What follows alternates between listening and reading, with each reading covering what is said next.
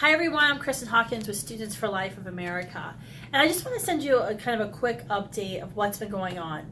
We recently sent a letter to the White House addressed to President Trump with our priorities going into 2019. As you know, Democrats won control of the U.S. House of Representatives during the midterm elections, and this is a big challenge for us in the pro-life movement because the Democratic National Committee, their actual platform, calls for abortion all 9 months of pregnancy for whatever reason, taxpayer funded. I mean, they are extremists on abortion. In fact, only 13% of American women agree with the DNC's extremist platform on abortion. So this is a huge issue. We have a divided Congress going into 2019. And there's been a lot of questions. We've gotten a lot of questions from you asking, well, what can actually be done in Washington? And I think there's a lot that still can be done. That's why we wrote the letter to the president. In the letter, we asked the president for 5 specific things. The first and foremost, we asked President Trump not to sign any budgets into law that fund Planned Parenthood. When President Trump was running for the presidency, he made a promise to the pro-life movement that he would sign legislation and defund Planned Parenthood. And in fact, most of the leaders who are running for the Senate or for House also pledged to defund Planned Parenthood. The GOP has had 2 years to have the House and the Senate control, and they failed to do that. But President Trump can force them. President Trump can demand not to sign any budget into law that funds Planned Parenthood. This is a big ask and something that's really hard, but it's something that we need him to do and we need him to step up and take leadership on. The second thing we asked the president and his administration to do is to formalize and to finalize the Protect Life rule. Now, this rule won't defund Planned Parenthood of all of our tax dollars, but this would defund Planned Parenthood about 20 million of our tax dollars. It would say, Planned Parenthood as an abortion vendor could not get their hands on family planning grants. This would come out of the Department of Health and Human Services. So this will be huge. This has been proposed. It just needs to be finalized. The third thing we asked the president to do was to continue to appoint pro-life Supreme Court judges.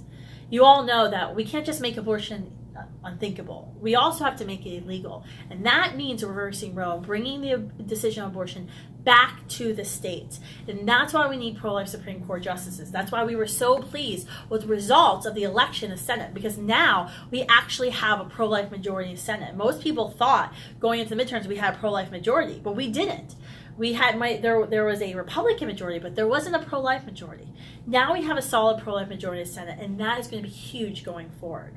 The fourth thing we asked is that the HHS would stop any department within the federal government, under their control, under HHS, like the National Institutes of Health, from buying the body parts of aborted babies and conducting research on those children.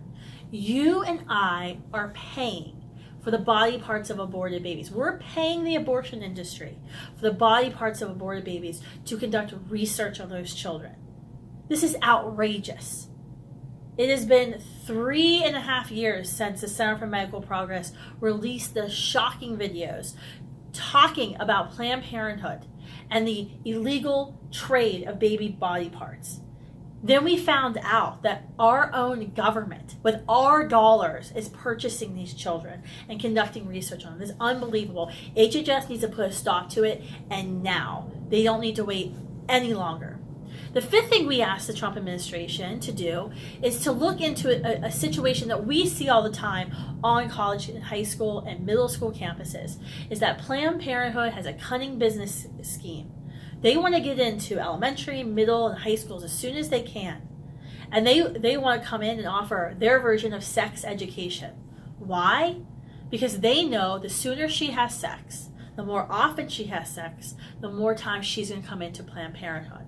And that's their goal. It's a marketing ploy to get in front of young people. So when young people are ready or feel ready to have sex, they go to Planned Parenthood for their hormonal birth control. That's a group 1 carcinogen and poison, or their other barrier method birth control methods, or STD tests or STD treatment. And then when she is in that moment of crisis and she's pregnant, then she goes back to them for abortion. It's a cycle. It's a create a customer cycle, and it's shocking that you and I are actually funding this, because we're giving Planned Parenthood money to go into our public schools to teach sex education, to set up health clinics. This is unbelievable, and it needs to stop. Planned Parenthood, they do not need our tax dollars to go into schools and create customers. They should be spending their own money, not your and I's money. That's unbelievable.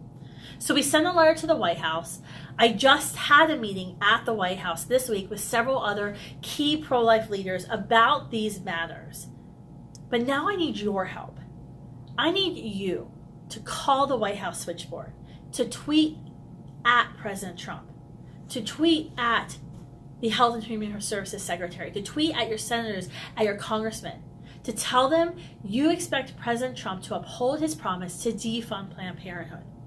One of the biggest frustrations, and I'm going to be really honest with you, one of the biggest frustrations I have had personally within the pro-life movement the past year is that while we all agree that Planned Parenthood is the nation's largest abortion vendor, that Planned Parenthood uses and abuses women, we all agree on these facts.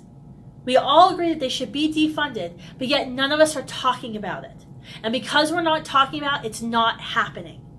It's not happening. This is not going to be an easy task, but we have to continue to speak up. We can't be afraid of not having victory at this, so therefore we don't say anything. We can't be afraid of being a pain in the president's side, be a pain in the GOP's side in Congress, because we're going to force them to do something that's really hard. We can't be afraid to do it. We need to speak up. We have to be courageous. I need your help. I need you talking about this, talking about Planned Parenthood, why they don't deserve our tax dollars, why we don't need them, how they're killing children, more than 321,000 children a year, how they're killing women during abortion procedures, how all of their services, or good services, are going down, but their abortions continue to go up. How they put more than tens of millions of dollars into the election. They put more than $20 million into this year's midterm election. Almost put $40 million in the 2016 election. All to pro-abortion candidates. We have to defund them. They are the abortion Goliath. But men and women, I need your help. I need you to speak up. I need you calling the switchboard at the White House. I need you tweeting at the president, because it can't just be me. It can't just be me. I need you. We need the grassroots. We need the pro-life generation to speak up so we can defund Planned Parenthood, redirect our tax dollars, your and I's money, our money, to federally qualified health centers and to pregnancy resource centers that actually provide real support, real services, real care, real love. So I hope you'll call the White House switchboard. I hope you'll tweet the president, tell him to keep his promise to defund Planned Parenthood, not to sign any piece of legislation that funds Planned Parenthood. Thanks, guys.